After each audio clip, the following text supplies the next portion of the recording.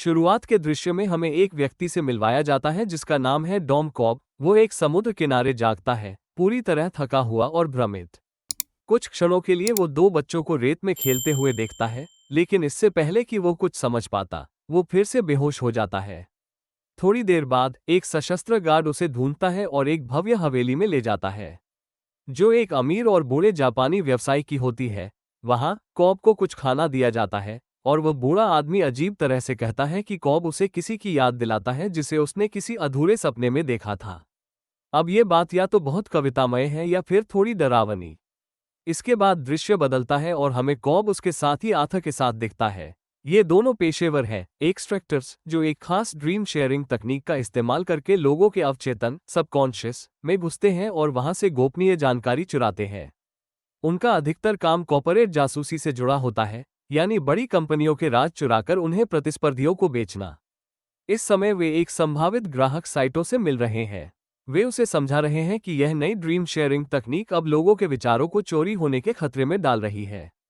Cob और author इस क्षेत्र के विशेषज्ञ होने के नाते साइटों को ये सेवा देने का प्रस्ताव देते हैं कि वे उसकी अवचेतन चेतना को इस तरह से प्रशिक्षित कर सकते हैं कि वह ऐसी चोरी से खुद को बचा सके। हालांकि साइटो पूरी तरह से सहमत नहीं होता और विनम्रता से कहता है कि वो इस बारे में सोचकर बताएगा। बाद में कॉब और आथर एक पार्टी में जाते हैं। वहीं बातचीत के दौरान हमें पता चलता है कि उनकी असली योजना साइटो के गोपनीय विस्तार योजनाओं को चुराकर कोबॉल इंजीनियरिंग नाम की कंपनी को देना है। इस दौरान कॉब एक जाने पहचाने चेहरे को देखता है, उसकी पुरानी पत्नी माल। वो उसके पास आती है और पूछती है क्या उसे अब भी याद करता है। कॉब कहता है कि हाँ, करता है, लेकिन अब वो उस पर भरोसा नहीं कर सकता। तनाव साफ दिख रहा है। दोनों एक प्राइवेट रूम में जाते हैं जहां कॉब एक कुर्सी में रस्सी बांधकर खुद को विंडो से नीचे लटकाता है। वो माल से कहता है कि वो कुर्सी पर बैठे रहे और हिले नहीं, लेकिन माल उसका भरोसा तोड़ती है। वो उठ जाती है, जिसकी वजह से एक सीरियस एक्सीडेंट होने वाला होता है। इस सेटबैक के बावजूद कॉब नीचे के रूम तक पहुंच जाता है जहां वो साइटो के सेफ का असली सामान निकालकर बदल देता है, लेकिन जैसे ही उसे लगता है काम हो गया, तभी उसे पकड़ लिया जाता है। साइटो और माल पहले से वहां होते हैं और उन्होंने आथर को बंदी बना रखा होता है। यहां पर हमें पता चलता है कि तीनों कॉब, आथर और साइटो एक पोर्टेबल ऑटोमेटेड स्ट्रॉन्ग बॉक्स से कनेक्टेड है, जिसमें एक इव बेस्ड डिवाइस लगा है जो एक खास नींद लाने वाली दवाई सोमनासिन देता है। ये सेटअप उन्हें नींद में रखता है और शेयर ड्रीमिंग अलाउ करता है। उनके असली शरीर रियल वर्ल्ड में कॉब के एक और पार्टनर नैश द्वारा मॉनिटर किए जा रहे हैं। ड्रीम के अंदर कॉब आथर को गोली मार देता है एक एस्केप प्लान के तहत और तुरंत रूम से निकल जाता है। वो छुप जाता है और सेफ से निकाला हुआ एनवलप खोलता है, लेकिन उसे समझ आता है कि ये तो नकली है। सेफ में रखा कंटेंट एक डिकॉय था। इसी बीच आथर एक गंदे से अपार्टमेंट में जागता है और नैश से तुरंत कहता है कि कॉब को जगाए, क्योंकि ड्रीम कोलैप्स हो रहा है। नैश कोशिश करता है कॉब को जगाने की, लेकिन जब वो नहीं जागता तो उसे एक बाथटब में गिरा देता है। इससे एक जबरदस्त पानी की वेव कॉब के ड्रीम में आती है और वो आखिरकार जाग जाता है। जब साइटो का ड्रीम मैंशन टूटने लगता है, तीनों कॉब, आथर और साइटो अपार्टमेंट में वापस होश में आते हैं। कॉब तुरंत साइटो को पकड़ लेता है और उसके एक्सपेंशन प्लान्स के डिटेल्स मांगता है, लेकिन साइटो शांत रहता है और एक बड़ी ट्विस्ट रिवील करता है, वो अभी भी सपने में ही है। हाँ, ये ड्रीम के अंदर एक और ड्रीम था। पता चलता है कि कॉब, आथर, नैश और साइटो सभी एक ट्रेन में सो रहे होते हैं, जिनके ऊपर एक छोटा लड़का तादाशी नजर रखता है। तादाशी ड्रीम शेयरिंग डिवाइस के टाइमर पर ध्यान दे रहा होता है। कुछ देर बाद कॉब, आथर और नैश जाग जाते हैं और ट्रेन से उतर जाते हैं। साइटो थोड़ा बाद में उठता है। शाम को कॉब अकेला अपने अपार्टमेंट में होता है जब उसके पास एक फोन कॉल आता है उसके बच्चों का।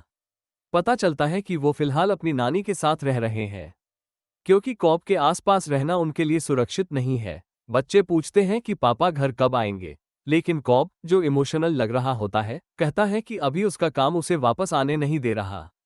बच्चों का मन लगाने के लिए वो उनसे वादा करता है कि उनके लिए गिफ्ट्स भेजेगा, लेकिन उसके पहले की बात आगे बढ़े, उनकी नानी अचानक कॉल काट देती है।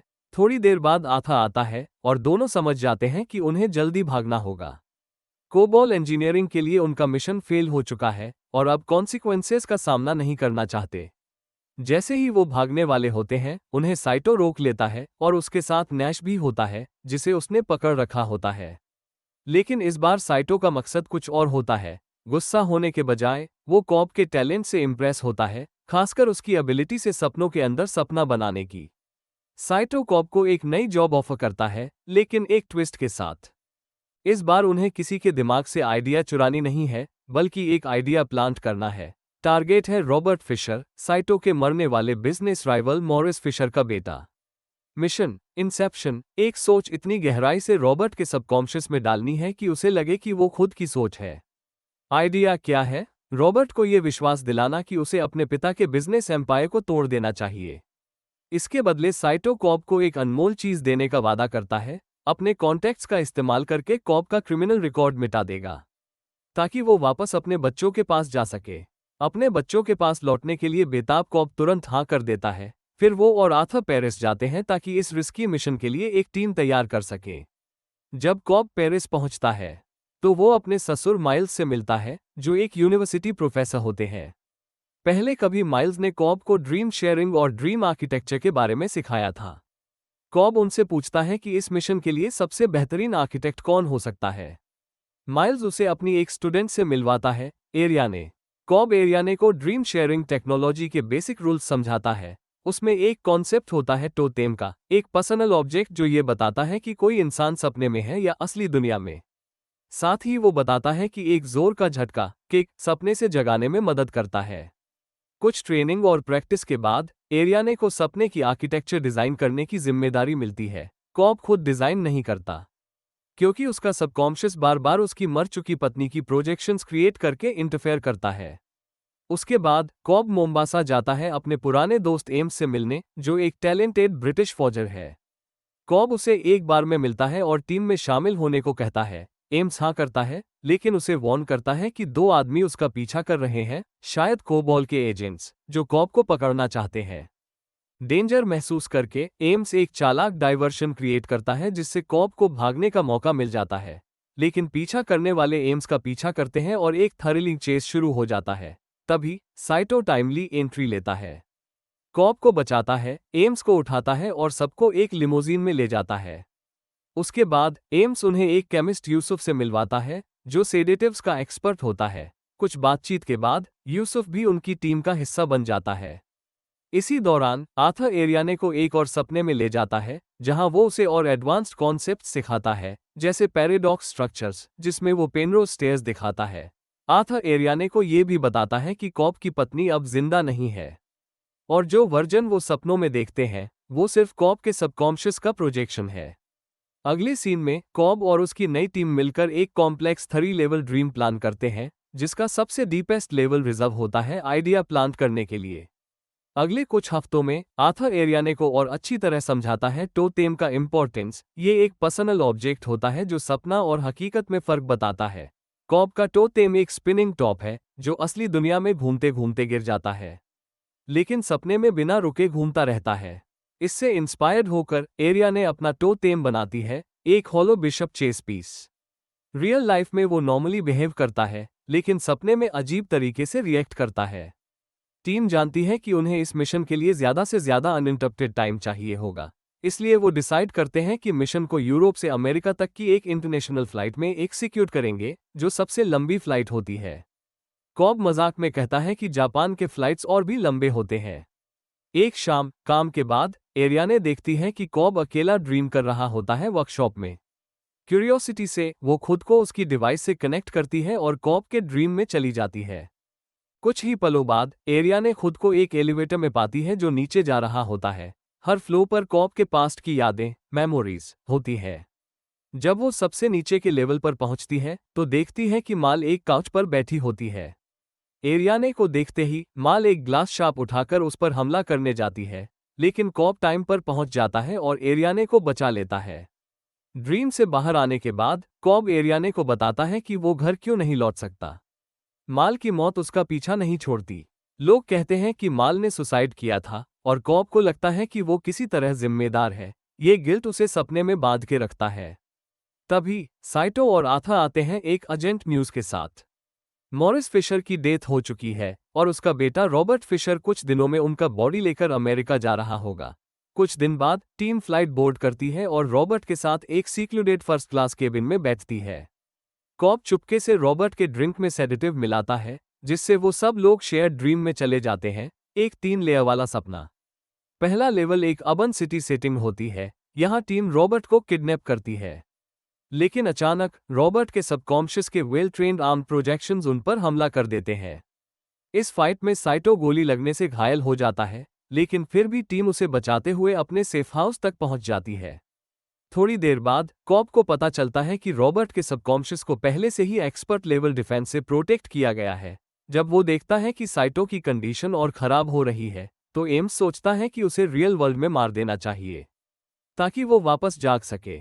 लेकिन यहाँ एक बड़ी दिक्कत है, यूसुफ का सेडेटिव इतना स्ट्रांग है कि अगर कोई भी टीम मेंबर सपने में मर गया तो उनका माइंड लिम्बो में चला जाएगा, एक ऐसी जगह जो इन्फिनिट सबकॉन्शियस से भरी होती है।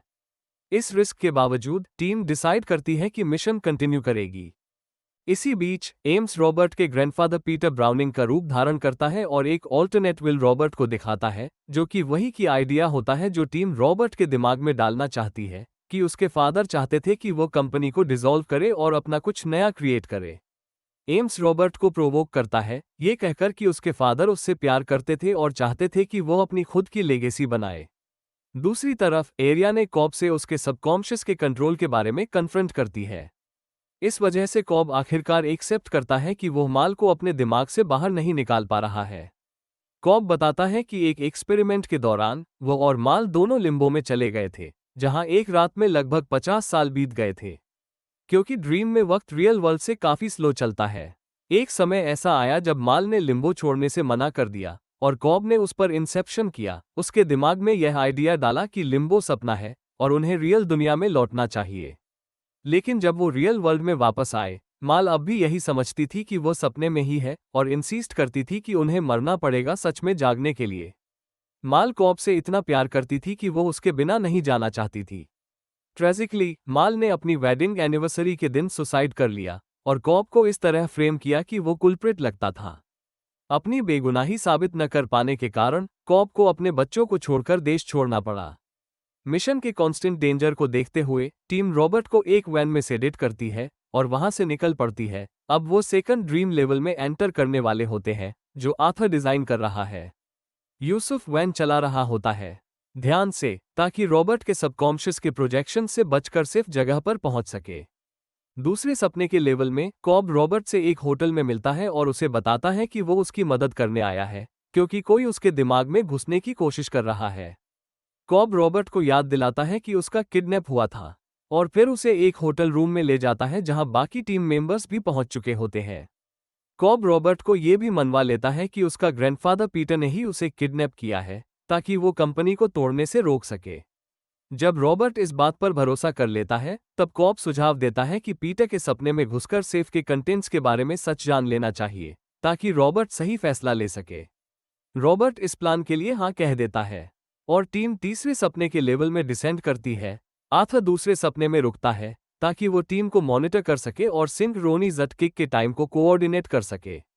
तीसरा सपना स्नो कवर्ड माउंटेन्स में सेट होता है, जहां रॉबर्ट का सेफ एक fortified mountain side strong hold में होता है और उसकी सिक्योरिटी काफी टाइट होती है।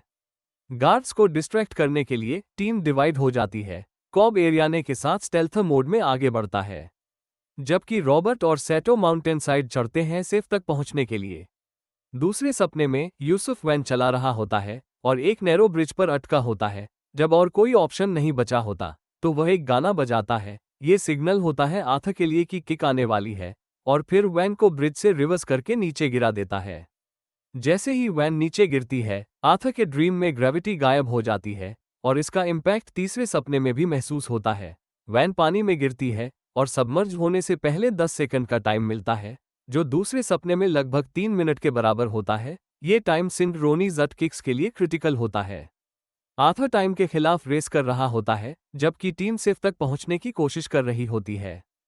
इसी बीच एरिया ने फोर्ट्रेस में घुसने का सबसे तेज रास्ता दिखाती है।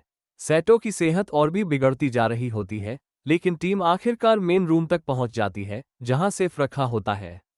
कावाहारा और एरिया ने स्नाइपर पोजीशन से गार्ड करते हैं ताकि मिशन डिस्टर्ब न हो। अपनी चोटों के बावजूद सैटो बेहद कमजोर हालत में होता है, जोर जोर से खांस रहा होता है जब रॉबर्ट सेफ के पास पहुंचता है तो अचानक माल पीछे से आ जाती है। कॉब खतरा महसूस करता है, लेकिन गोली चलाने में हिचकिचाता है और इस वजह से माल रॉबर्ट को गोली मार देती है। कुछ पल बाद कॉब अपने होश में आता है और माल को गोली मारकर हटा देता है। इस कॉन्फ्रंटेशन के बाद टीम जल्दी से सेफ के पास पहुंचती है, लेकिन वहां रॉबर्ट मरा हुआ मिलता है। कॉब सोचता है कि मिशन फेल हो गया है, लेकिन एरिया ने एक रिस्की आइडिया देती है रॉबर्ट को बचाने के लिए एक और सपने का लेवल नीचे यानी लिम्बो में जाने का। यह आइडिया बेहद खतरनाक होता है, लेकिन टीम के पास कोई और विकल्प नहीं होता। कॉब और एरिया ने फिर लिम्बो में छलांग लगाते हैं। लिम्बो में एरिया ने एक टूटी फूटी और पुरानी सिटीस्केप देखती है जो कॉब और माल ने अपने 50 साल के सबकॉन्शियस टाइम में बनाई थी। जल्दी ही वे माल से टकराते हैं जो फिर से कॉब को मनाने की कोशिश करती है कि लिम्बो ही उनका असली घर है। लेकिन कॉब उसे जवाब देता है कि उसने माल के दिमाग में यह विचार डाला था कि लिम्बो असली नहीं है, ताकि वो वापस रियल दुनिया में जाकर अपने बच्चों के साथ जुड़ सके। माल अब भी यह मान रही होती है कि असली जिंदगी भी एक सपना ही है और वो कॉब के इरादे का विरोध करती है। इसी बीच एरिया ने लिम्बो में रॉबर्ट को ढूंढ लेती है और एक इम्प्रोवाइज्ड किक का इस्तेमाल करती है उसे धकेलकर तीसरे लेवल में वापस भेजने के लिए। रॉबर्ट जब वापस तीसरे लेवल में आता है तो वह सिर्फ एक्सेस करता है जहां उसका बीमार पिता मॉरिस अस्पताल के बिस्तर पर लेटे होते हैं। मॉरिस अपने अंतिम शब्दों में रॉबर्ट से कहते हैं कि अपनी जिंदगी अपने तरीके से जियो और इस तरह इंसेप्शन पूरा हो जाता है। अगली सीन में वैन पानी में गिर जाती है जो कि लिम्बो में सिंक्रोनाइज्ड किक का ट्रिगर होता है। एरिया ने किक के साथ खींची जा रही होती है और कॉब को बुलाती है कि वह भी उसके साथ चले। कॉब एरियाने को कहता है कि वो ऊपर वापस जाए, जबकि वो खुद सैटो को ढूंढने के लिए लिम्बो में रुकता है क्योंकि सैटो तीसरे ड्रीम लेयर में मर चुका होता है और लिम्बो में गिर गया होता है। एरियाने और बाकी टीम एक बिल्डिंग से जंप करके सपने के अलग अलग लेयर्स से गुजरते हुए वापस रियलिटी में लौट जाते हैं। इस बीच कॉब समुद्र के किनारे होश में आता है जहां उसे एक बंगला दिखाया जाता है जो एक बड़े और अमीर बुजुर्ग आदमी का होता है, वही जगह जो मूवी के शुरुआती सीन में दिखाई गई थी। यह आदमी कोई और नहीं सैटो ही होता है। कॉब उसे उनकी डील की याद दिलाता है और कहता है कि अब वापस चलना होगा। सीन कट होता है और दिखाया जाता है कि सभी ड्रीमर्स फ्लाइट में होश में आ जाते हैं। सैटो तुरंत एक फोन कॉल करता है जबकि फ्लाइट कॉब के घर वाले देश में लैंड कर जाती है। कॉब कस्टम्स से गुजरता है जहां उसका पासपोर्ट चेक होता है, लेकिन कोई दिक्कत नहीं होती और वो सुरक्षित निकल जाता है। घर पहुंचने पर कॉब का पिता उसका स्वागत करता है और उसे अपने बच्चों के घर ले जाता है जहां कॉब के बच्चे रहते हैं। घर के अंदर जाते ही कॉब अपना टोटेम स्पिन करता है ताकि पता चले कि वो सपने में है या हकीकत में। लेकिन जब वो अपने बच्चों को देख लेता है तो वो टोटेम के आउटकम को देखे बिना ही उन्हें गले लगा लेता है क्योंकि उसके लिए बस उनका साथ ही सब कुछ होता है।